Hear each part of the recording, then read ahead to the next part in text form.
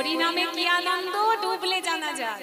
অনেকে ভাবে কীর্তন শুনে কি হবে, তাই না? সিরিয়াল দেখলে কাজে দেবে, কিন্তু এই জায়গাটায় যে বসবে, যে তালি দিয়ে একটু নাম করবে, সেই বুঝতে পারবে যে আনন্দটা কতটা।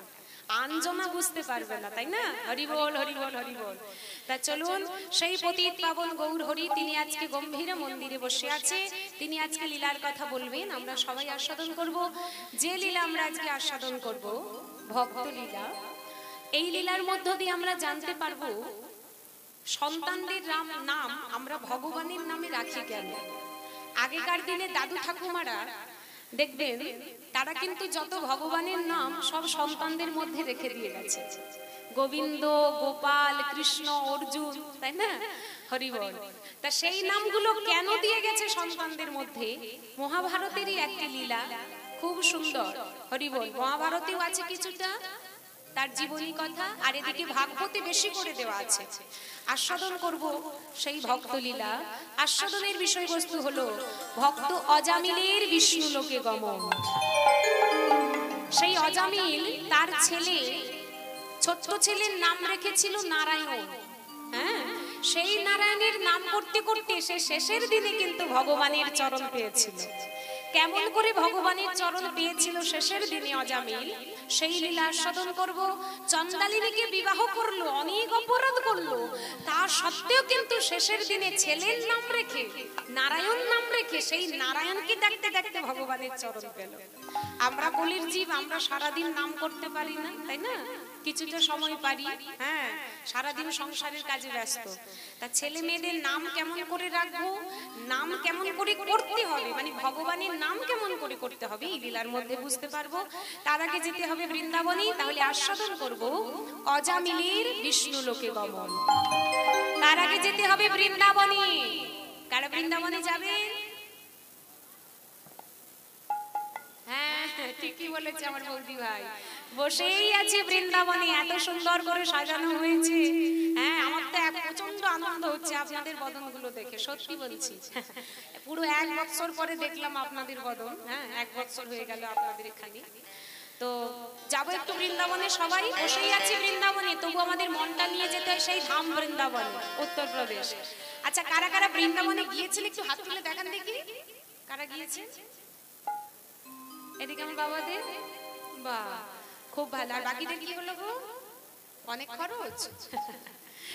হ্যাঁ, প্রত্যেকদিন যা। জয় রাধে। আমি বলেছি ধাম বৃন্দাবনে। আচ্ছা, যারা জানি আমি করজোরে বলবো, নবদ্বীপে হয়তো সবাই গিয়েছেন, বৃন্দাবনে একবার যাবেন।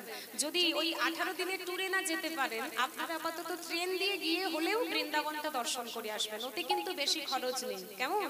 বৃন্দাবন যাবেন, দর্শন করে আসবেন, আজও রয়েছে সবকিছু। হ্যাঁ, তা বৃন্দাবনে গেলে কি বলতে হয়?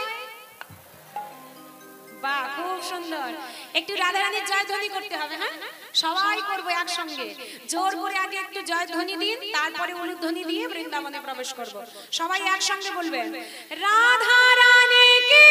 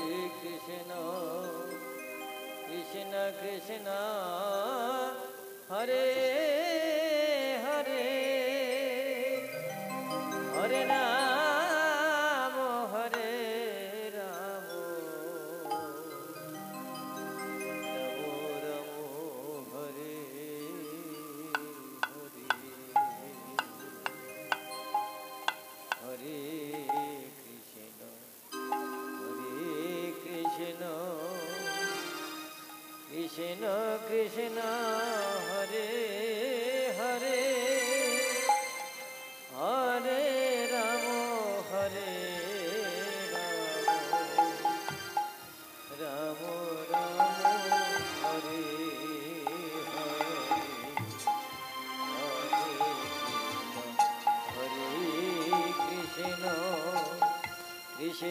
Krishna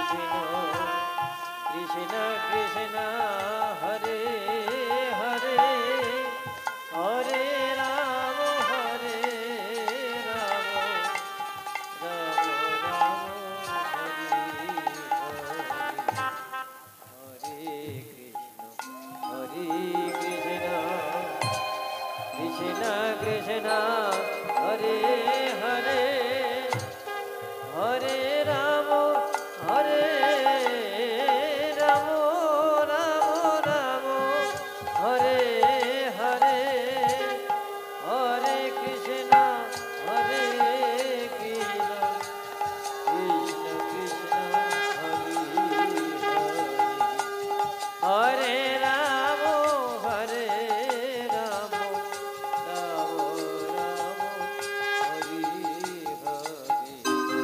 হরে হরে হরে কৃষ্ণ কৃষ্ণ কৃষ্ণ হরে হরে।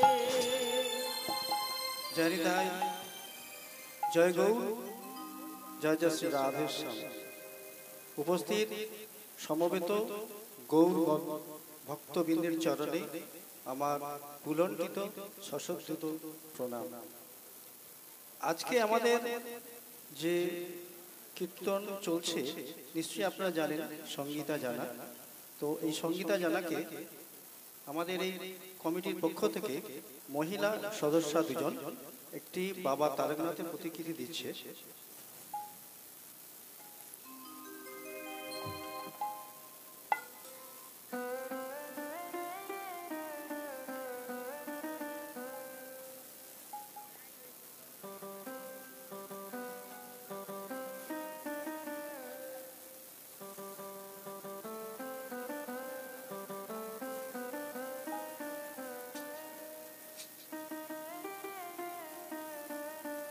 হরি বল, হরে কৃষ্ণ, জয় নিতাই, জয় গৌর। আবারও বলি, আজকে আপনাদের এই হরিবাসর, আপনারা তো ভক্ত, আপনারা আশীর্বাদ করে যাবেন। এত সুন্দর হরিবাসর যেন যুগ যুগ ধরে হয়। আমি এসেই দেখলাম যে আমার আগে অনেকজন কীর্তনিয়া গিয়ে গেছে, অনেক বাবা এসেছেন, তারা আপনাদেরকে নাম শ্রবণ করিয়েছেন। তা আপনারা আশীর্বাদ করবেন, এত সুন্দর হরিবাসর যেন যুগ যুগ ধরে হয়। আর একটি কথা, আপনারা যদি পারেন, যে যেমন পারেন, 10 টাকা, 5 টাকা, 100 টাকা, যে যেমন পারেন হরিবাসরের জন্য দান করবেন। শুধু এই হরিবাসর বলবো না, রাধে রাধে।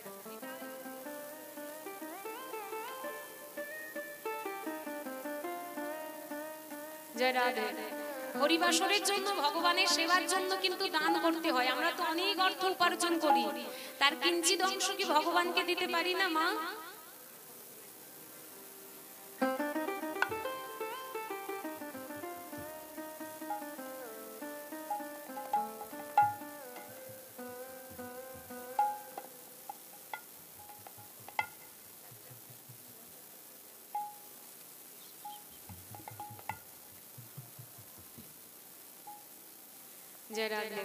তাই আপনারা হরিবাসরের জন্য দান করবেন, যেন না এমন কোনো দিন হয়, কারণ দাদা ভাইয়ের সঙ্গে তো বাবার সঙ্গে, আমার বাবার সঙ্গে ফোনে কথা হয়, এমন কোনো দিন যেন না আসে যে আপনাদের এই হরিবাসরটা বন্ধ হয়ে গিয়েছে। কেমন? আপনারা সবাই সাহায্য করবেন। কমিটির যেসব দাদা ভাইরা বাবারা আছে তাদেরকে আর্থিক দিক থেকে, পারিশ্রমিক দিক থেকে, সব দিক থেকে যে যেমন পারেন আপনারা সাহায্য করবেন। এই মিনতি আপনাদের কাছে আমি করজোরে করে যাব। এবার চলুন একটু বৃন্দাবনে যাই। জোর করে একটু রাধারানীর জয়ধ্বনি দিয়েছেন, একবার হয়ে গেছে, কিন্তু এবার দ্বিতীয়বার জোরে দেবেন।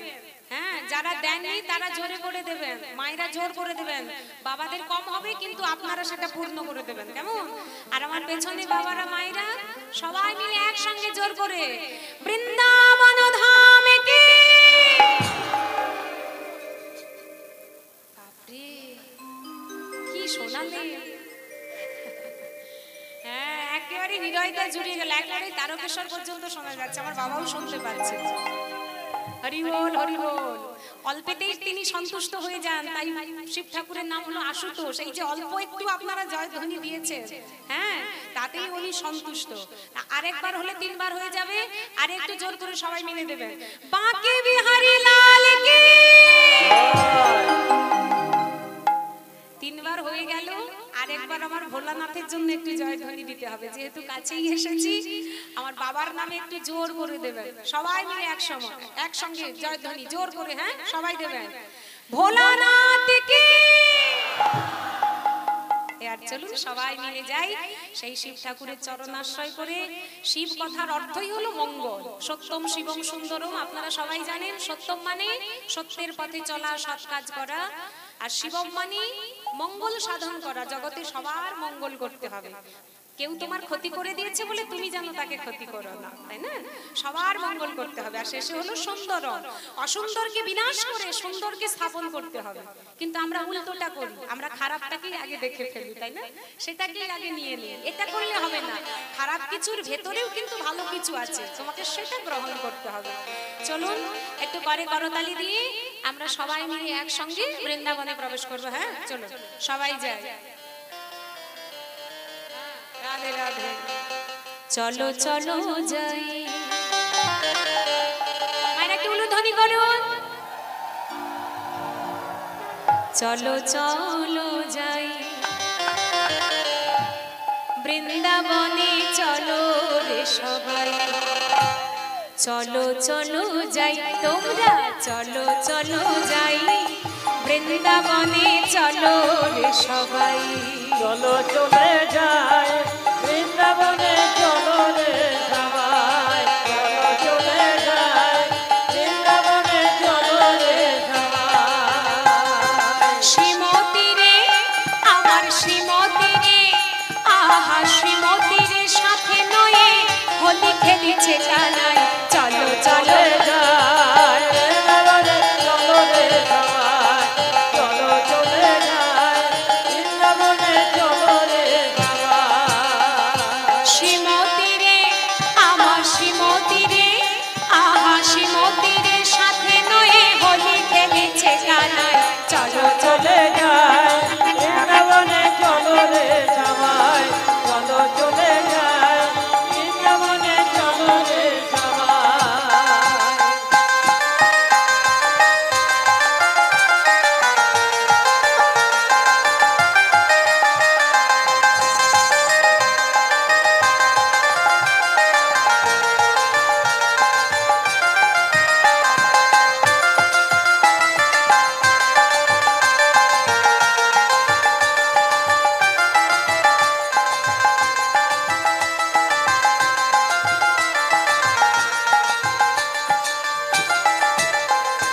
বসন্তেরই লাগে পরশ গিরিধারীর মনে, বসন্তেরই লাগে পরশ গিরিধারীর মনে। ফাগে রঙে রাঙাইল অবলার সনে, বসন্তেরই লাগে পরশ গিরিধারীর মনে। ফাগে রঙে রাঙাইল অবলার সনে, রঙিন হলো কালো রঙে ধরে, রঙিন হলো কালো রঙে, রঙিন হলো কালো রঙে আয়ানো ঘরণী তাই। পেছনে মায়েরা কিন্তু উলু দিচ্ছেন না, পেছনে মায়েদের একটু জোর করে উলু দিতে হবে। সবাই দিচ্ছে বেশ, আরেকটু জোরে তুলুন। রাধে রাধে। চলো চলো যাই তোমরা, চলো চলো যাই বৃন্দাবনে, চলো রে সবাই। চলো চলে যায় বৃন্দাবনে, চলো রে সবাই। চলো চলে যায় বৃন্দাবনে, চলো রে সবাই। চলো চলো যাই বৃন্দাবনে, চলো রে সবাই। চলো চলে যায় নিতাই গৌর প্রেমানন্দে, হরি বল হরি বল হরি বল। চলো চলে যায় বৃন্দাবনে, চলো রে সবাই। সবাই মিলে চলে এলাম বৃন্দাবনে। তাহলে এবার চলুন সবাই মিলে আমরা আস্বাদন করব সেই ভক্তের কথা, অজামিলের কথা। ভক্ত যেখানে জন্মগ্রহণ করে সেটা কিন্তু গ্রাম নয়, সেটা হয় ধাম। যেখানে আমার ভগবানের লীলা হয় সেটা হয় শ্রীধাম। ভক্ত যেখানে জন্মগ্রহণ করে তাকে কিন্তু গ্রাম বলে না। গ্রাম কাকে বলে? আমরা যেখানে জন্মগ্রহণ করি, আমাদের মতো সাধারণ মানুষ আমরা যেখানে জন্মগ্রহণ করি তাকে বলে গ্রাম। আর ভক্ত যেখানে জন্মগ্রহণ করে সেটা হয় ধাম। যেখানে আমার ভগবানের লীলা হয় সেটা হয় শ্রীধাম। তাহলে শ্রীধাম কটি? শ্রীধাম আছে তিনটি। শ্রীধাম বৃন্দাবন, শ্রীধাম পুরী, আমাদের বাঙালিদের ভাগে একটা, সেটা হলো শ্রীধাম নবদ্বীপ। হরি বল। ভক্ত যেখানে জন্ম নেই ধাম। চলুন একবার যাই সেই ধামটি কোথায়। দক্ষিণ ভারতের অন্তর্গত একটি নদী আছে, নদীটির নাম হলো গোদাবরী নদী। এই গোদাবরী নদীর তীরে একটি গ্রাম আছে, ইতিহাসে পাওয়া যায়। রাজা কলিঙ্গ যেখানে রাজত্ব করতেন, সোজা কথায় বলা হয় কলুজ, আর চলতি ভাষায় বলা হয় কাম্যকুঞ্জ। এই গোদাবরী নদীর তীরে কাম্যকুঞ্জ গ্রামে সমস্ত কুলীন ব্রাহ্মণ বাস করত। যত ব্রাহ্মণ সেখানে ছিল, সবার ওপরে ধনাঢ্য ব্রাহ্মণের মধ্যে একজন ছিল বাবা দীন দরিদ্র। সমস্ত কুলীন ব্রাহ্মণরা, ধনাঢ্য ব্রাহ্মণরা অনেক কিছু পূজা করত, যেমন কালী পূজা, লক্ষ্মী পূজা, দুর্গা পূজা। কিন্তু এই দীন দরিদ্র কাঙাল ব্রাহ্মণ, যার নাম ছিল মাগো বিষ্ণু শর্মা, এই বিষ্ণু শর্মা অন্য কোনো দেবদেবীর পূজা করতেন না। গোদাবরী নদীর তীরে একটি পাতার কুড়ে ঘর, আর ওই পাতার কুড়ে ঘরের মধ্যে ছোট্ট একটি মন্দির করে তার মাঝে আছে বাবা শঙ্খ চক্র গদা পদ্মধারী নারায়ণ। হে দয়াময়, আমি অন্য কোনো দেবতার পূজা করি না, আমি অন্য কোনো দেবদেবীর পুজো করি না, আমি টাকা পয়সা ধন ঐশ্বর্য সব কিছু চাই না, আমি শুধু তোমার চরণ চাই দয়াময়। প্রত্যেক দিন পাগল ব্রাহ্মণ বিষ্ণু শর্মা অন্ন ব্যঞ্জন রন্ধন করে গোবিন্দের চরণে, নারায়ণের চরণে বসে বলে, দয়াময় আমি তো কাঙাল ব্রাহ্মণ, আমি তোমায় কি দিয়ে সেবা দেব? সুন্দর করে আমার হৃদয়ের ডালাটা সাজিয়েছি দয়াময়। শাস্ত্রী বললেন, বাহিরের ডালাটা তোমরা যেমন করে ফল মূল মিষ্টি মিষ্টান্ন দিয়ে সাজাও, হৃদয়ের ডালাটা কিন্তু তেমন করে সাজাতে হবে। বাহিরের ডালাটা হলো ঐশ্বর্যের, আর এই হৃদয়ের ডালাটা হলো মাধুর্যের। মাধুর্যের ডালা যদি না থাকে, ঐশ্বর্যের ডালাটা সুন্দর করে সাজিয়ে দিলেও কোনো লাভ হবে না। দামি দামি ফল দিয়ে সুন্দর করে ডালা সাজিয়ে ভগবানের কাছে গেলে, আর হৃদয়ে প্রতিটা মুহূর্ত সর্বক্ষণ ভেবে চলেছ পাশের মানুষগুলোর ক্ষতি করব কেমন করে, এমন করলে হবে না।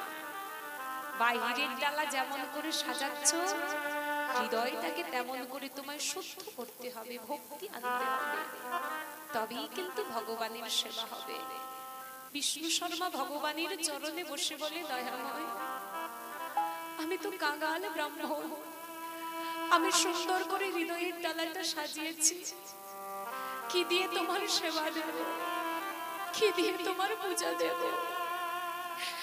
নারায়ণের চরণ তলে বসে বিষ্ণু শর্মা কাঁদছে, আর হৃদয়ের ডালাটা সাজিয়ে ভগবানের চরণে বসে বলছে, ও দয়াময়, ও গো পূজারে থালা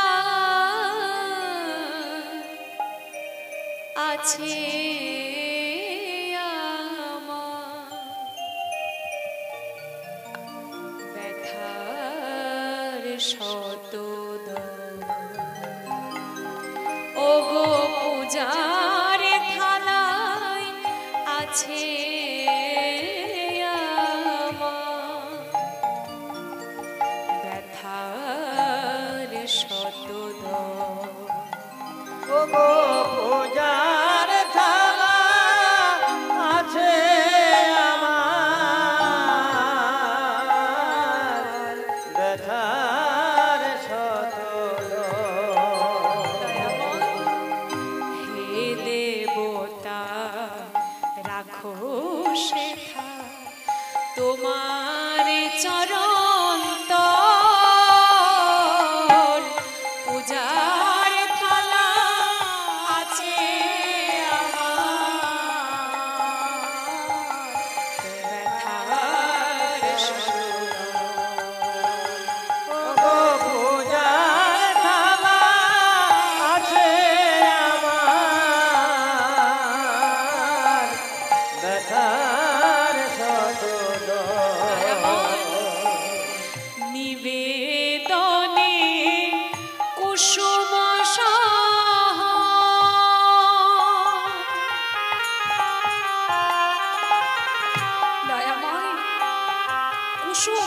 ভোজের সঙ্গে আমি তোমায় আর কি দেব জানো ও দয়াময়? লহ হে নাথ আমায় লহ নিবেদনের কুসুম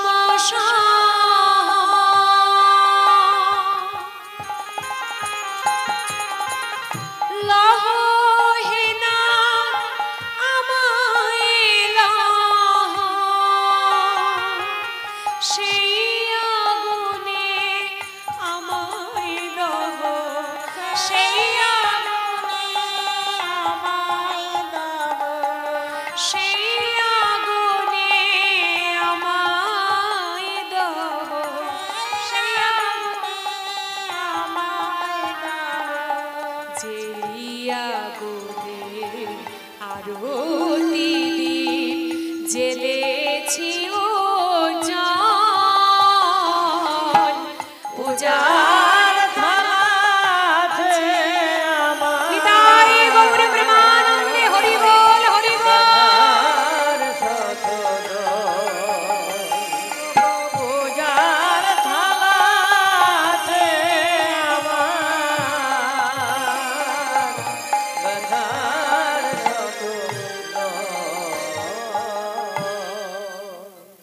বিষ্ণু শর্মা ভগবানের চরণে পুজো দিলেন।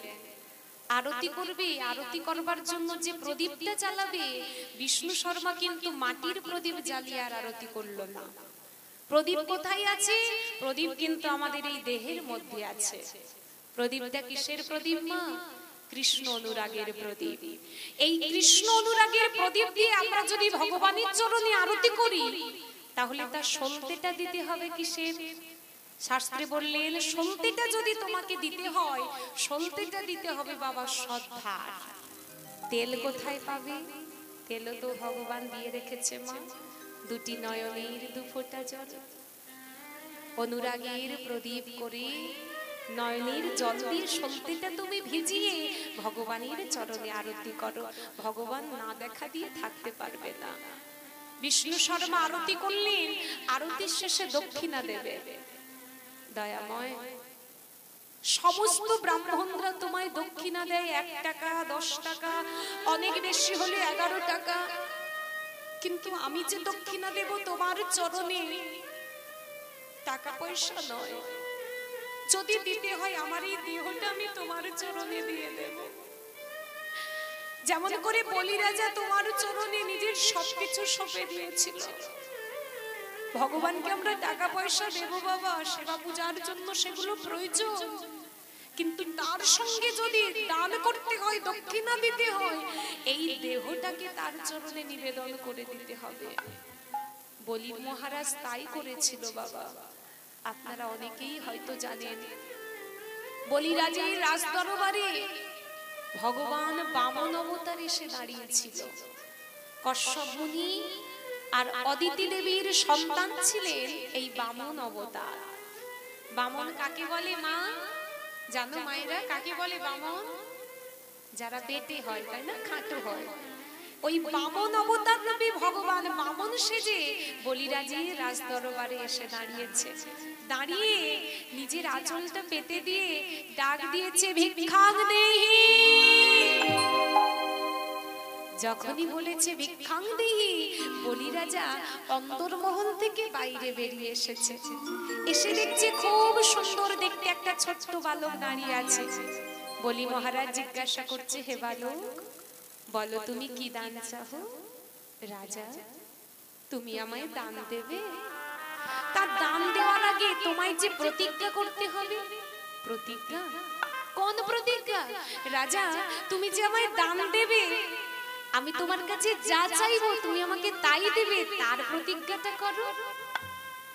দাঁড়িয়েছিল বলিরাজের গুরুদেব শুক্রাচার্য। কেউ চিনতে না পারলেও বাবা ওই গুরুদেব কিন্তু চিনতে পেরে গিয়েছিল, কারণ গুরুদেব অন্তর্যামী, তিনি সবকিছু বুঝতে পারে, ভগবানকেও তিনি চিনতে পারে। শুক্রাচার্য চিনতে পেরে গেল যে ভগবান এসে দাঁড়িয়ে আছে। সঙ্গে সঙ্গে বলির মহারাজকে ডাক দিয়েছে, বলি তুমি একদম প্রতিজ্ঞাবদ্ধ হবে না? আমি তোমার গুরু, আমি তোমার ক্ষতি চাই না, তুমি একদম প্রতিজ্ঞাবদ্ধ হবে না। বলি মহারাজ গুরুর কথা না শুনে হাতে জল তুলে নিয়েছে। শুক্রাচার্য মনে মনে ভাবতে শুরু করেছে, আমার শিষ্য বলি তার তো এখনই পতন হয়ে যাবে, আর কোনোদিন কোন গুরু চায় না যে তার শিষ্য মারা যাক, তার শিষ্যের ক্ষতি হয়ে যাক। তাই শুক্রাচার্য কোনো কিছু ভাবনা চিন্তা না করে আর দেরি না করে বলি মহারাজ যে কমণ্ডল থেকে জলটা ফেলবে, ওই কমণ্ডলের ছিদ্র পথে বাবা আটকে রয়ে গেল। যখনই আটকে রয়ে গেছে আর জলটা পড়লো না। এমন সময় ভগবান অন্তর্যামী তিনি বুঝতে পারলেন যে শুক্রাচার্য আটকে আছে, তাই বলিরাজের জলটা পড়ছে না কমণ্ডল হতে।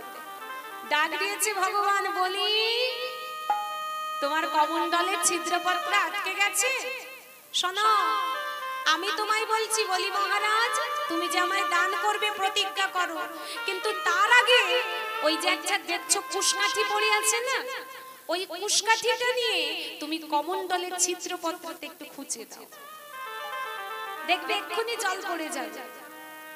বলি মহারাজ ছুটে গিয়ে পড়েছিল একটা কুশকাঠি, মা সেই কুশকাঠিটাকে নিয়ে এসে ওই কমণ্ডলের ছিদ্রপত্রায় যেই না খুঁজে দিয়েছে, বলিরাজের গুরুদেব শুক্রাচার্যের একটি নয়ন অন্ধ হয়ে গেল। গুরুর আদেশ সেই কারণে কিন্তু অমান্য করতে নেই। গুরুদেব বুঝতে পারি আমরা অনেকেই আছি গুরুর আদেশকে অমান্য করে ফেলি, শুনি না তার কথা। তাই গুরুর আদেশ কোনোদিনের জন্য বাবা অমান্য করতে নেই, তাকে ফেলে দিতে নেই। গুরুদেব যেটা বলবে সেটাই করতে হয়। এদিকে বলিরাজের স্ত্রী বৃন্দাবলী তিনি তাকিয়ে দেখছে খুব সুন্দর দেখতে একটা বালক এসেছে। এখন বৃন্দাবলী মনে মনে ভাবছে, আহারে এ ছেলেটাকে এত সুন্দর দেখতে, আমার মনে বড় বাসনা আমি বৃন্দাবলী আমি যদি ওই ছেলেটাকে একটু কোলে নিয়ে স্তনদুগ্ধ পান করাতে পারতাম, আমার মাতৃত্ব জীবনটা ধন্য হয়ে যেত। ভগবান বামন অবতার অন্তরে বুঝতে পেয়ে ওই বলি মহারাজের স্ত্রী বৃন্দাবলীকে আশীর্বাদ করে দিল, মা তোমায় আশীর্বাদ করলাম মা, তুমি আমাকে স্তনদুগ্ধ পান করাবে। ভগবান বামন অবতার বলি মহারাজকে বলছে, বলি এবার তো প্রতিজ্ঞা করো। বলি মহারাজ কমণ্ডলের জলটা হাতে নিয়ে প্রতিজ্ঞাবদ্ধ হলেন, হে ব্রাহ্মণ আপনি আমার কাছে যা দান চাইবেন আমি আপনাকে দান করব করব করব, তবে দাও বলি তুমি আমায় যে দান করবে, এই পৃথিবীর কিছু আমি তোমার কাছে চাই না, আমি তোমার কাছে ত্রিপাদ ভূমিদান চাই।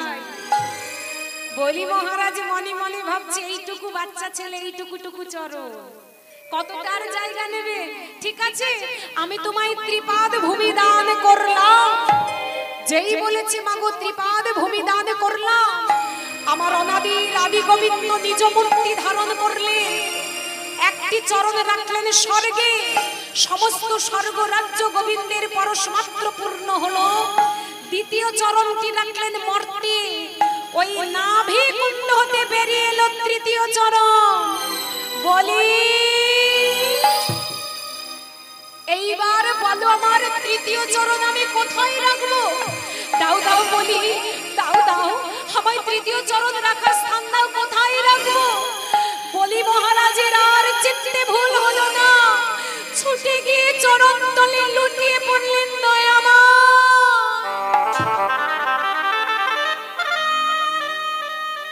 এসেছো দয়াময়,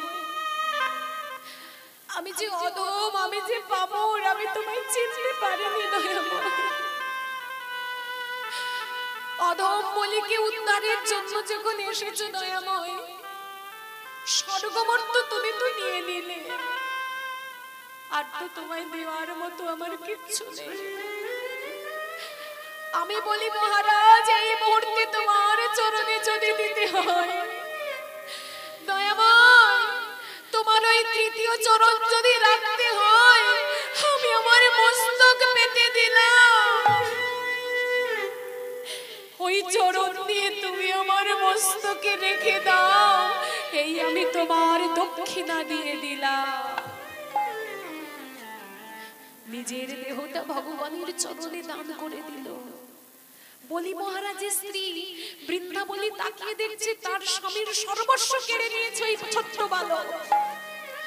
মনের ভেতরে ক্রোধ এলো, হে বালক, আমি বৃন্দাবলী, আমার মনে বাসনা ছিল আমি তোমার স্তনদুগ্ধ পান করাবো, কিন্তু এই মুহূর্তে আমার মনে হচ্ছে আমি যদি স্তনে বিষ মাখিয়ে খাইয়ে মেরে ফেলতে পারতাম তবেই কিন্তু আমার নারী জীবনটা ধন্য হয়ে যেত। ভগবান অন্তর্যামী বুঝতে পেরে গেল, মা তুমি আমাকে মারতে চাও। মুনি ঋষি যোগী তারা আমাকে পাওয়ার জন্য কত কামনা করে, আর তুমি স্বামীর জন্য আজকে আমাকে মারতে চাও। দুদিনের পরিচয় তো। মাগো, আমি যে ভক্ত বাঞ্ছা কল্পতরু, ভক্তির মনের বাসনা আমি কোনোদিন অসম্পূর্ণ রাখি না। বৃন্দাবলী মা, তুমি তো আমায় মারতে পারবে না, তবে তোমায় আশীর্বাদ করি মা, তুমি আমাকে মারতে না পারলেও স্তনে বিষ মাখিয়ে খাইয়ে মেরে ফেলার ষড়যন্ত্র তুমি করতে পারবে। বাসনাটা কেমন করে পূরণ করে দিল দেখেছেন মা? দুটোই আশীর্বাদ করে দিল, তুমি স্তনদুগ্ধ পান করাবে আর স্তনে বিষ মাখিয়ে খাইয়ে মেরে ফেলারও ষড়যন্ত্র করবে। এইবার মায়েরা বলুন দেখি, আমার বাবারা বলবেন না, আমি জানি আপনারা জানেন, মায়েদের একটু বেশি জানতে হবে, তার জন্য যেন রাগ করো না মাগো। হ্যাঁ, বেশি একটু জিজ্ঞাসা করব, কারণ সংসারে যদি মা ভালো হয় দেখবেন সংসারটা সুখেরই হয়, তাই না? এইবার মায়েরা বলুন, সেই বৃন্দাবলী কে হয়েছিল? হ্যাঁ, বাহ, সবাই জানে দেখছি, মন দিয়ে শুনছে সবাই। পুতনা, বলিরাজের স্ত্রী বৃন্দাবলী, তিনি হয়েছিল দাপর যুগে পুতনা। তাহলে পুতনা নামের অর্থটা কি? পুত মানে পবিত্র আর না মানে নয়। যে রমণী পবিত্র নয় সেই তো পুতনা। ভগবান দেখে আবার নামটাও দিয়ে পাঠিয়েছে, দেখেছেন? তার ইচ্ছা ছাড়া জগতে একটা পাতাও পড়ে না, গাছ থেকে পাতাও খসে পড়ে না। তা সেই পুতনা, সে কিন্তু স্তনে বিষ মাখিয়ে খাইয়ে মেরে ফেলার ষড়যন্ত্র করেছিল। তাহলে আজকে বলি মহারাজা ভগবানের চরণে দান করলো কি? নিজের দেহটা ভগবানের চরণে দান করে দিল। বিষ্ণু শর্মা ভগবানের চরণে, নারায়ণের চরণে বসে বলছে, দয়াময়, যদি দিতে হয় আমার চরণ, আমার এই দেহটা তোমার চরণে আমি সঁপে দিলাম। ভগবানের চরণে বসে নিজের দেহটা গোবিন্দের চরণে নিবেদন করে বদন ভরে গাইতে আরম্ভ করেছে, ও দয়াময়, আমার দিন থাকিতে জানাই রাখি,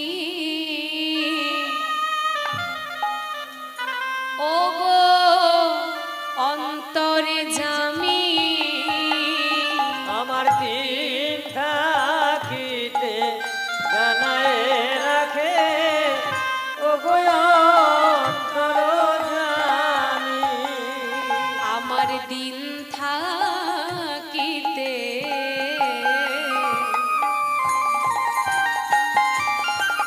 জানাই রাখি, ও গো অন্তরে জামি, আমার দিন থাকিতে জানাই রাখে, ও গো অন্তর জামি, আমায় শেষের দিনে রেখো চরণে দিও না গো ফাঁকি, আমায় শেষের দিনে রেখো চরণে দিও না গো ফাঁকি, আমায় শেষের দিনে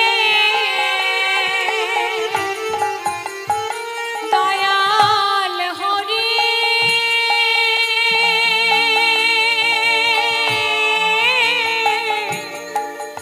দয়াল হরি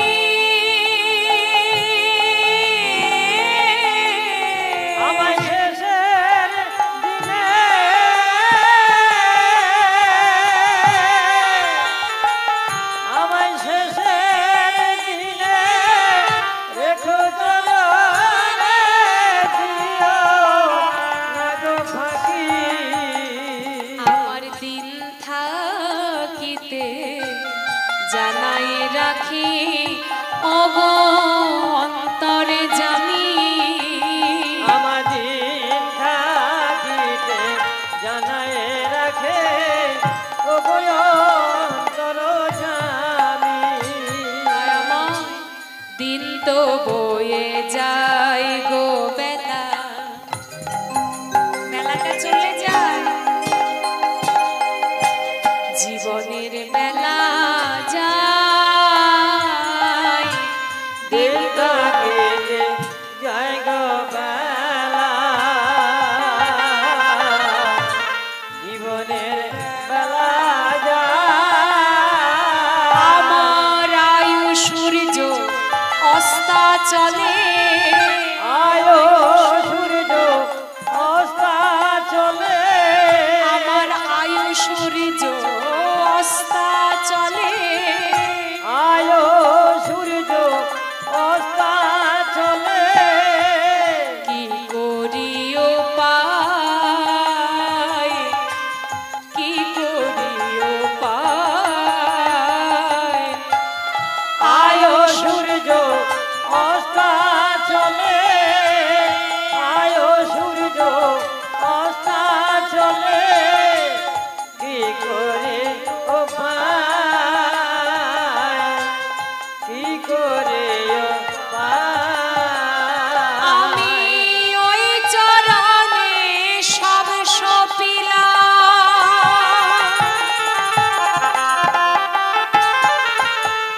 দয়াময় আমায় অন্তিম কালে দিও চরণ, ওই চরণে সব সপিলাম,